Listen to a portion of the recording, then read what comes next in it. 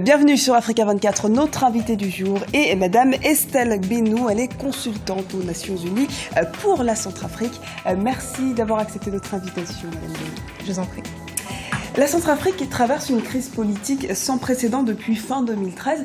Dites-nous un peu où en est la situation, notamment sécuritaire du pays. Bon, pour faire un petit rappel des faits, ce qui s'est passé, tout ça a commencé à la suite d'un coup d'État. Donc, à la suite du renversement du gouvernement Bozizé par l'ex-faction Seleka en 2013, il y a eu instauration, autoproclamation d'un président.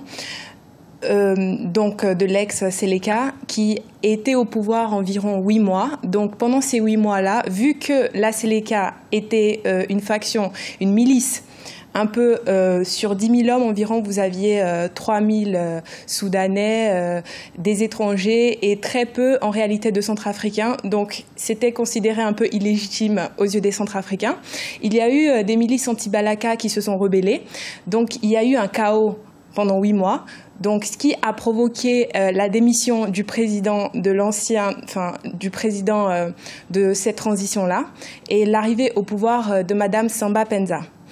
Donc, dès qu'elle est arrivée, la situation ne s'est pas améliorée. Le conflit qui était un conflit de milices s'est transformé en un conflit religieux. Donc, c'était chrétien contre musulmans avec Seleka contre ex-Seleka contre anti-Balaka.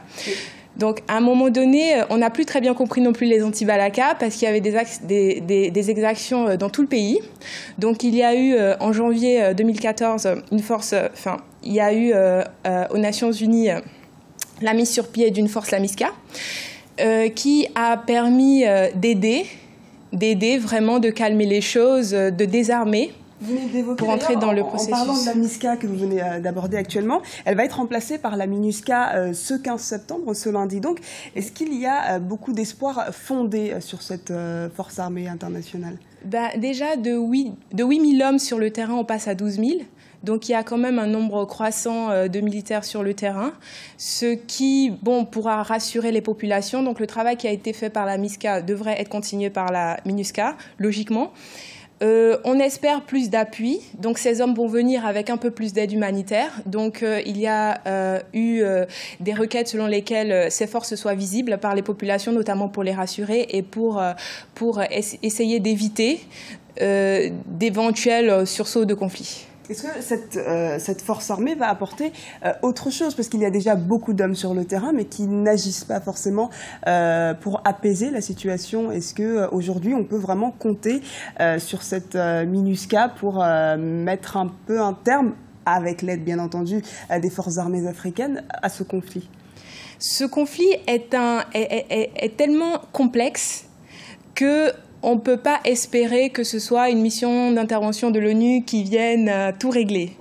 Donc, c'est un processus qui prendra du temps, mais cette aide est quand même indispensable dans cette démarche-là. Est-ce que vous pensez que l'action de l'actuel gouvernement de transition de Mme Catherine Samba Panza est efficace depuis son arrivée au pouvoir? Vraiment, c'est difficile à dire. Honnêtement, c'est une femme dynamique. On la voit sur plusieurs fronts. On la voit vraiment se démener. Actuellement, elle est d'ailleurs invitée au Conseil à l'Assemblée générale. Il faut rappeler que la Centrafrique avait été suspendue depuis 2013. Donc là, Ban Ki-moon l'a personnellement invitée à venir se prononcer sur ce qui se passe en Centrafrique, faire un petit bilan. Beaucoup d'actions ont été menées depuis qu'elle est arrivée au pouvoir, mais il faut continuer. La nomination, par exemple, du Premier ministre Mahamat Kammoun a suscité beaucoup de critiques. Est-ce que vous êtes du même avis? Effectivement, c'est assez délicat.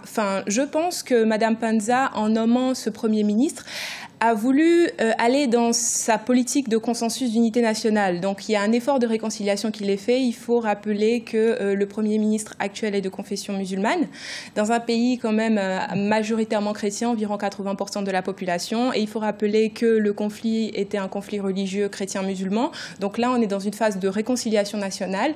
Récemment, il y a eu la première annonce du Premier ministre, la rencontre avec les ministres, 31 ministres. Ils ont essayé de mettre sur pied une feuille de route Et toutes les actions, tout est fait dans une dynamique de réconciliation nationale. Donc, je pense que l'idée est bonne. L'idée est vraiment bonne. Au-delà de l'aspect confessionnel, on avait aussi, la population centrafricaine avait fondé beaucoup d'espoir sur l'arrivée de ce gouvernement de transition, mais la population dénonce encore une situation instable, la sécurité qui n'est pas tout à fait rétablie, le cessez-le-feu qui n'est parfois pas respecté. Finalement, est-ce que les résultats escomptés ne sont pas à décrier finalement ? Il faut dire que vraiment c'est mieux que rien et que la situation était tellement alarmante, la situation était tellement chaotique, parce qu'il faut dire que les victimes, les principales victimes de ces conflits, c'était les populations civiles.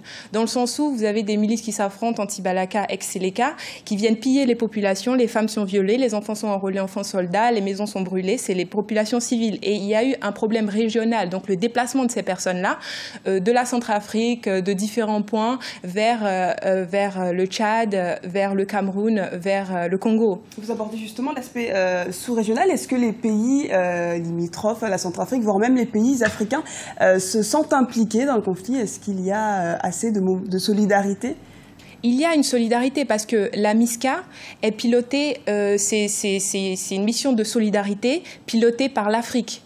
Effectivement, la Centrafrique a été suspendue de toutes les organisations internationales à l'arrivée du pouvoir du président de l'ex-Seleka, mais il y a effectivement un soutien. Il y a un soutien qui est apporté. Je vais citer par exemple, lorsque ce président-là est parti, il y a eu environ 2000 soldats ex-Seleka qui ont volontairement accepté d'être confinés dans des camps en vue d'une prochaine réinsertion.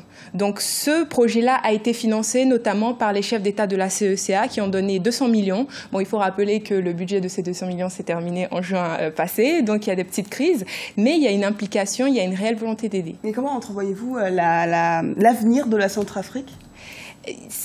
Il y a un avenir pour la Centrafrique, bien sûr, parce que la Centrafrique, rappelons-le, c'est un pays 4,5 millions d'habitants, grande superficie, tout est à construire. Effectivement, ce qui est contesté, c'est la fragilité de l'État, parce qu'il n'y a pas de pouvoir en place. Mais sinon, c'est un pays à fort potentiel économique. On a notamment des entreprises internationales qui sont présentes, des entreprises françaises, Total, Arriva, des entreprises américaines, des entreprises chinoises. Il faut rappeler que la Centrafrique est un pays très riche en matières premières. C'est un pays diamantifère, c'est un pays vraiment stratégiquement important pour les alliés de ce pays-là. Donc, tout le monde essaie un peu de déstabiliser pour avoir le contrôle, un peu la main basse sur ces ressources-là. Donc, il serait important pour la Centrafrique de se doter d'une armée régulière et de renforcer son pouvoir en place pour un avenir certainement brillant. Merci Madame Estelle Gbénou. Je rappelle que vous êtes consultante aux Nations Unies pour la Centrafrique. Merci à vous. C'était l'invité du jour. Merci de nous avoir suivis. Retrouvez dans un instant la suite des programmes sur Africa 24.